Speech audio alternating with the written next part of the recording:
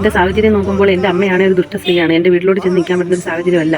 എന്നെ കൊല്ലാക്കൊലയുമെന്ന് എനിക്ക് നല്ലതുപോലെ അറിയുന്നത് വെച്ചാൽ ഞാൻ കുഞ്ഞിലെ തൊട്ട് അനുഭവിക്കുന്ന രീതി അങ്ങനെയാണ്. പിന്നെ എന്റെ സ്നേഹമുള്ള രണ്ട് അപ്പായും ആങ്ങളെയും ആത്മഹത്യ ചെയ്തു. അപ്പോൾ ഞാനൊരു വയറ്റോടിരിക്കുന്ന അവിടെ എന്റെ അമ്മയുടെ ചെന്ന് നിന്ന് എന്റെ കട്ട പോകാൻ എനിക്ക് നല്ലതുപോലെ അറിയാം. ജീവിക്കാൻ വേണ്ടി വീണ്ടും ഞാൻ അവരുടെ മുമ്പിൽ കീഴ്പ്പെടേണ്ടി വന്നു. വയറ് വിഷന്നങ്ങ് അലക്ക് ഞാൻ വയറ്റോടി അതിലത്തൊക്കെ ഓരോരുത്തർ സ്നാക്സ് ഒക്കെ തിന്നാണ് വായിക്കൂടെ വെള്ളം വരുന്നത്. വെച്ചാൽ കയ്യിൽ പൈസ ഇല്ല. പുള്ളിക്കാരൻ ജോലിക്കും പോത്തില്ല, ഒന്നിനും പോത്തില്ല. അവസാനം 2 മാസമൊക്കെ ആയപ്പോഴത്തേക്ക് ചേമ്പൊക്കെ എടുത്ത് അടുപ്പി വെക്കുമായിരുന്നു. പിന്നെ ചൂടല്ലേ ചേമ്പ് തിന്നൂടെ വയറ്റോടിരിക്കില്ലേ. അപ്പോൾ ഒരു 2 മാസമൊക്കെ വയറ്റെണ്ണയായിട്ട് ഇരുന്നപ്പോഴത്തേക്ക് പിന്നെ മുളക് പിന്നെ ചൂടുവെള്ളത്തിയിട്ട് കല്ലിലിട്ട് അരച്ച് മീനകത്ത് വിരട്ടി കഴിച്ചോളാൻ വയ്യ. അങ്ങനെ എന്റെ 10ാമത്തെ ഞാൻ പറഞ്ഞ് അരച്ച് തന്നു. 2 മാസമല്ലേ ആയുള്ളൂ ഞാൻ വയറ്റെണ്ണയായിട്ട്.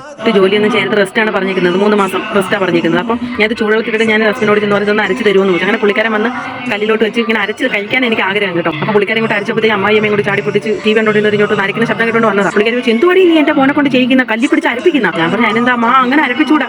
ഞാൻ പറഞ്ഞു അനിയച്ചാർ ഇന്നാൾ അരച്ചത് അന്നപ്പോൾ അത് കല്യാണം കഴിക്കാത്തവൻ അരച്ചത്, കല്യാണം കഴിച്ചവൻ അരച്ചൂടാ. കല്യാണം കഴിച്ചവൻ എന്താ അരച്ചാൽ കുഴപ്പമൊന്നും എനിക്കറിയത്തില്ല. പുള്ളിക്കാരുടെ മനസ്സിൽ തോന്നി